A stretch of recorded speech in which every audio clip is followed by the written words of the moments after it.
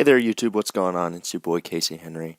I made a lot of technical errors in recording this video of The Walking Dead, so instead I'm just going to go over some highlights and some important notes for the next episode. My game glitched out a lot, so I had to restart it a couple times. Ben's still useless. Just once I'd like to do something useful, you know?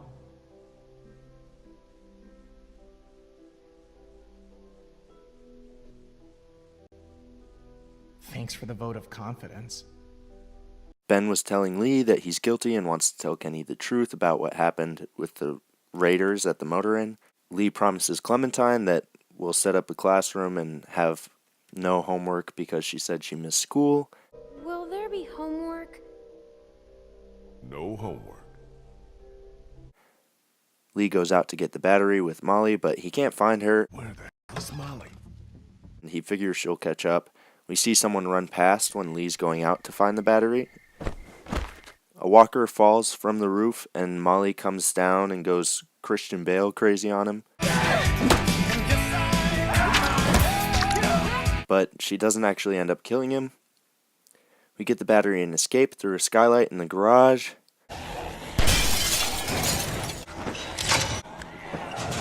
Now we're on a roof.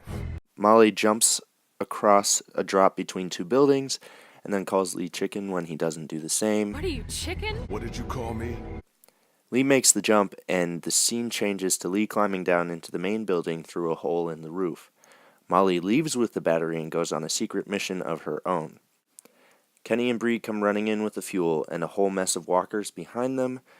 Lee puts the hatchet between the door handles to at least delay the walkers from getting in. Ben's still useless. How you doing with that door? Not so good. Lee goes to the nurse's station to see if Krista and Vernon need any help and finds a bunch of walkers in front of the door. He kills all the walkers and goes into the nurse's station only to find out that the medicine cabinet has a 4-digit code that they need to figure out. Lee finds a tape of a doctor at Crawford telling a woman she has to terminate her pregnancy or leave Crawford because of their rules. Lee recognizes the doctor as the walker that Molly put a beat down on earlier and goes to see if he has another tape on him. Lee finds a tape and a note which reads Logan and then has a locker combination. Lee finds a third tape in Logan's locker. The second tape shows the code to the medicine cabinet and shows how the infection at Crawford started. The third tape shows that Molly was sleeping with the doctor in order to get medicine to hide the symptoms of her sister's diabetes. Lee confronts Molly about her lying about not being from Crawford, and she reveals that her secret mission was to find a picture of her sister who was presumably killed by the people of Crawford. Then the rules started coming down. No one who required special care. My sister was diabetic. They came and took my sister away. This is all I have left of her.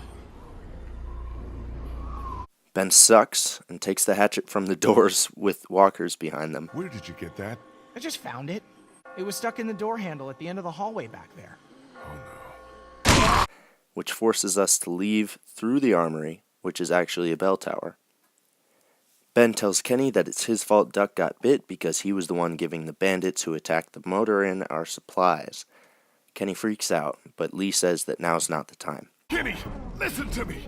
You can whip his skinny later. What about the rest of us? Don't we get a say?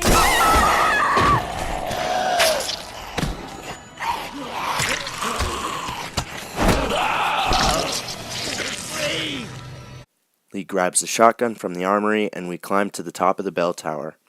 Vernon says he sees a way out, and Ben gets grabbed by the walker version of the leader of Crawford, who's hung from the bell. Lee shoots the walker and goes to save Ben, but Ben doesn't want to be saved. We're left with the choice to save Ben or drop him, and I chose to save him. Omid gets his medicine and is doing fine.